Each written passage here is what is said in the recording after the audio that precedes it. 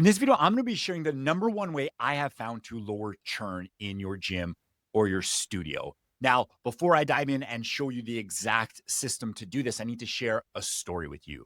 Now, I opened my first gym in January of 2016. I opened gym number 2 in August of 2017, gym number 3 in August of 2018, added my fourth gym a couple years ago, and then have recently sold my 4 gyms to my leadership team. But those first 3 gyms from January 2016 until 2020, we really struggled with churn. Now, we also had 3 successful gyms. We had 1,500 clients in total, good revenue. But the piece that we struggled with was, which caused an incredible amount of stress to me, was our churn. Our churn was anywhere from 8 to 12% every given month. And across the 3 gyms, that means we would lose sometimes between 100 and 150 clients in total. And every single month, we would have to replace those clients. And it was just this churn and burn nightmare system where if we didn't replace those clients, we were going down in business. And obviously, nobody wants to do that. And we were doing everything that the gurus were telling me to do. I was sending people messages. We were writing handwritten cards. We were making sure they were coming to their workouts and looking at attendance, all of those things. And we thought that our client experience was really good, like most gym owners do. And as I kept beating my head against the wall, thinking that I'm doing all of these things and it's still not working, what is the issue? I humbly realized that although our client experience was good, it wasn't amazing. And so I went down this path of really discovering, how do you create an amazing client experience in your gym? But the secret sauce was turning it into a system. And once we did that, we were able to get our churn down to 3 and 4%. And it completely changed our gyms. They exploded to become even more profitable. And now every single month, those same 4 gyms, they have to replace 10, 12 clients to continue to grow because they've only lost 6 or 7 or 8. And so this system works incredibly well. And it's the number one system that I think a gym owner needs in order to have a sustainable and successful gym. And I call it the WOD experience, workout of the day experience system. And what it is it's a process of systemizing your workout experience, because I myself am a very systems person. So when I first discovered that, okay, we need to improve our client experience, but the problem is it's very hard to systemize relationships and systemize people, your coaches. And so rather than say things like, hey guys, we need to have a good client experience, we need to do these things, you need to turn it into a system so that every single part of the workout, from the client coming into the client leaving, is turned into a system where your team knows what is the most important thing that I need to do at every single stage to deliver an incredible client experience. And once you do this, you can get your churn down to numbers that you probably never thought possible. Now, this is hands down the most important element of your gym or your studio, especially when it comes to lowering your churn. Because if a client comes to your gym or your studio and the experience sucks, good luck with your attendance messaging and 90-day meetouts and 90-day meetings and engagement and events and writing handwritten cards. None of that stuff means more than if your experience sucks. You need to ask yourself, how do you turn a gym or your studio into a Chick-fil-A? And what we need to do is we need to systemize our service as much as possible. Therefore, we need to be able to train and guide your coaches, guide your team on exactly what to do on each phase of the WOD experience. Now, there are 7 phases of this WOD experience or this WOD method. And I'm going to go through each one in detail so you have a really good understanding. There's the pre-block, pre-workout, warm-up and demo, the workout, cool down, post-workout, and post-block. So there's 7 phases. In each of these phases, there is 1 or 2 non-negotiables. And if all your team does is master those non-negotiables, that is where your experience can become world-class, because your clients aren't just there for a workout. They're there for a result, and they're there for an experience. And if they can leave every single day thinking, I cannot wait to come back, then you've already won. So let's go into the first phase, which is the pre-block. Now, every gym, to my knowledge, runs off workout blocks. They'll have a couple workouts in the morning, maybe some in the mid-morning, and then some in the evening. That's how most gyms operate. But what happens is before your workout block, your team needs to be prepped. This is like watching game film before the championship game. And you cannot give all your energy and focus to clients if you have to think about what are the exercises, what's the workout, what's the music, what's the temperature, wondering who's coming in for their first workouts, all of those things. So the goal in the pre-block phase is to ensure that you are 100% prepared for each coaching block so that when the clients start to arrive, you can give them your undivided attention. Now, what I recommend doing is creating a pre-block checklist. And it's a checklist for your team with a series of tasks that you need to complete before the block begins, which could include studying the workout, picking the music, checking for new clients, etc. Before every block in your gym or your studio, your team needs to complete this checklist. So this could happen between 4 to 5 times per day, depending on how many workout blocks you have in your gym.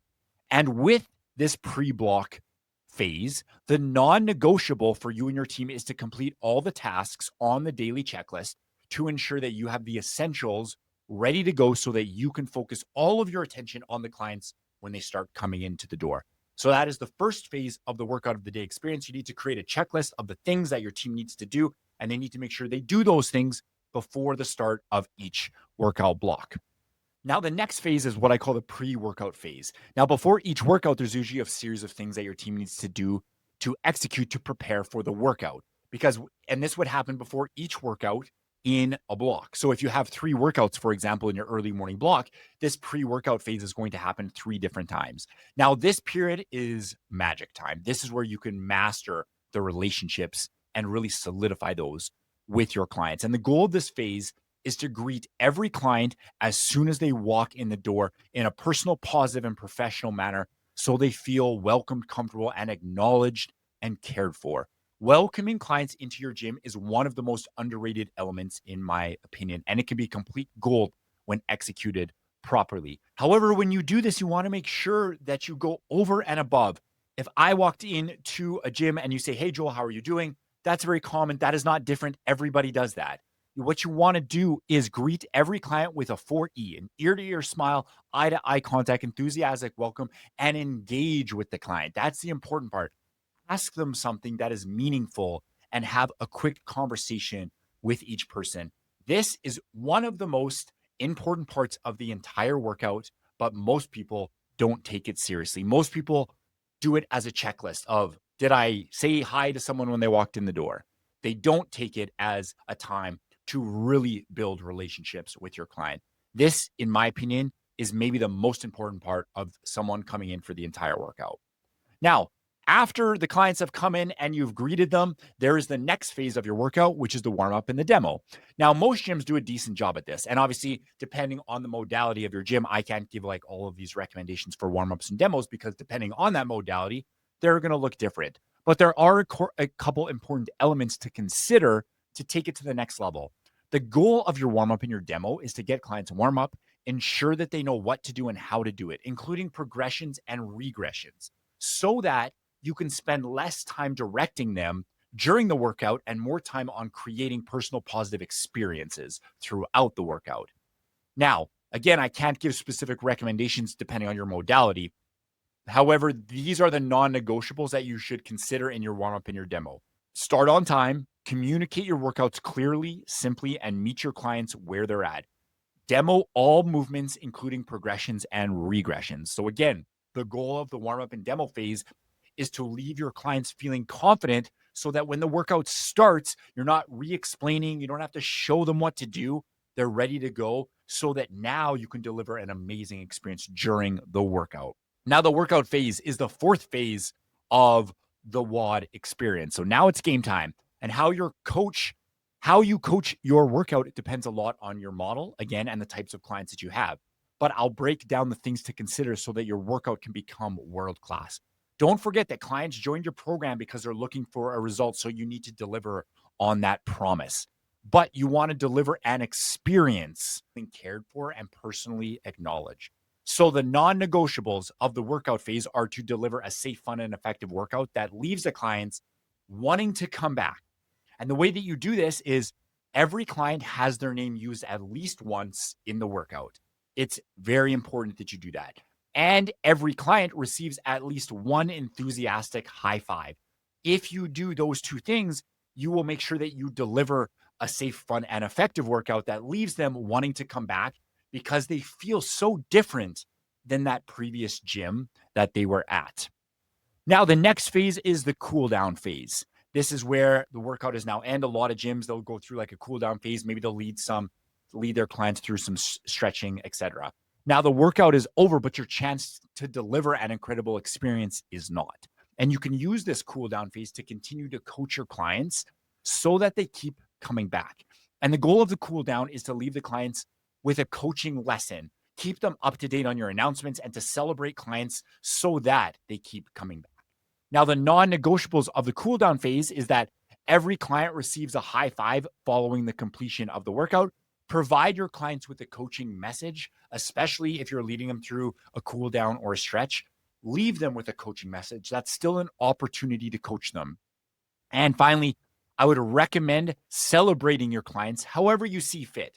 In my 4 gyms, what we did is we used to celebrate usually client milestones. So when clients had hit a certain amount of workouts, we were celebrating them. And that all happens in the cool down phase. Then we move to the post-workout phase. This is very similar, and the second magic time that you have in your gym, very similar to the pre-workout phase where you are greeting the clients coming in. This is basically where you are saying goodbye to the clients as they leave because you finished your workout and you finished your cool down. Now, this is the time after the cool down when clients are going to be leaving your gym or your studio. And there's a couple things that are essential in this phase, which we're going to break down below. This phase is an opportunity for us to celebrate and provide and create those personal relationships on a deeper level. So every single client should leave your gym as though you notice them, appreciate them, and you're proud of the effort that they put in during that workout. So some non-negotiables, hold the door for every client as they leave and give each client an enthusiastic personal goodbye, use their name, and ask when they're going to be back next, because you want them to make that micro commitment to you that I'm going to be in on tomorrow or I'm going to be in on Thursday. Again, this post-workout, this is what I would call the second magic time within your workout. Finally, we have the post-block. This is just like the pre-block, where now your workouts in each block have ended and there's a few things that you want to do that's going to take your experience to the next level. Now, this is the unsung hero of your workout experience. I'm going to show you the one thing to implement in this phase that will take your client experience to the next level. This is an opportunity to really wow your clients, to exceed their expectations and deliver an experience they were not expecting. Now, what you're going to do is you're going to make sure that you create a post-block checklist similar to your pre-block checklist. And within that, you're going to have the things that you want your team to do. But the most important thing is sending personal messages. What you want to do is you want to send a personal message to one client from each workout. So for example, if you had 4 workouts in a workout block, that means you're going to send 4 messages to 4 clients. You pick a client from each one and you're going to send them a personal message. Now your CRM is going to limit your options, but what I found works best is send a voice shot. The reason that I like this, it's personal, it's real time, and it limits the back and forth. Let's say, for example, that I'm a client at your gym and I came to your 6 a.m. workout and now the block is over and you send me a message. And it's, hey, Joel, when you were in your workout this morning, I noticed that you picked up the 100-pound kettlebell and you were working extremely hard. And I just wanted to share how proud I am of how far you've come and how much strength you have gained because you worked so hard over the last few months. And I'm really excited to see your progress that you're going to continue to develop over the coming months and years. When I get that, it is personal because you're sending a voice shot. I hear your voice and you're saying things specifically about me. And that means so much more than just getting a text message, for example. It's also real time. I just came to the workout and an hour or 2 hours later, you're sending me a message. So I know that you saw me, you're recognizing me, and it's going to make me feel good. And the other part is that it limits the back and forth. When our team used to send text messages, sometimes what happened, it would open up the conversation. And now all of a sudden you're having this texting conversation with every single client that you reach out to. But with a voice shot, or sometimes I've seen gyms send like a video, what happens is they usually just get it and they read it and they won't send you a message back, or they'll say, thanks, that means a lot. And then it's done. So it's a lot less work for your team. So the non-negotiables in the post-block phase are to complete all the tasks that you have on that checklist but ensure that you include an element of messaging clients. So, to wrap this all up and bring it all back together, the most important system to have in your gym or your studio, if you want to have churn in the 3, 4, and 5% range, is this workout of the day experience system. And make sure that you go through, and there are 7 phases of this system. The pre block, which are the non negotiables that you're going to do before clients start coming in. And that is just making sure that your team is prepared for the workouts. Then there is the pre workout phase where clients are coming in and you're greeting them and you're having a meaningful conversation with every single one. There's the warm up and the demo where you're going to ensure that best of your abilities, every single client is confident so that when the workout starts, you can focus on the workout and not re-sharing what to do or how to do it. In the workout phase, you're going to make sure that you create a personal positive connection with every single client. Use their name at least once in the workout. In the cool down phase, you're going to use it as a coaching moment to really make sure that everyone feels good about what they've done and make sure that you celebrate any milestones within your gym or your studio.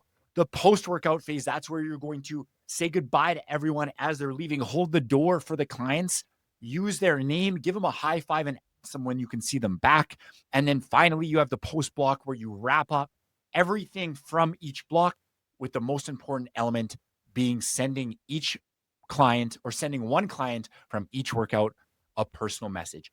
If you do these things and you train on it, this is the number one way you can get churn in your gym down into the 3, 4, and 5% range. Now, I have a private community for gym owners who are looking to scale their gym to where they can sign up 20 new members every single month. It's free if you'd like access. The link is in the description.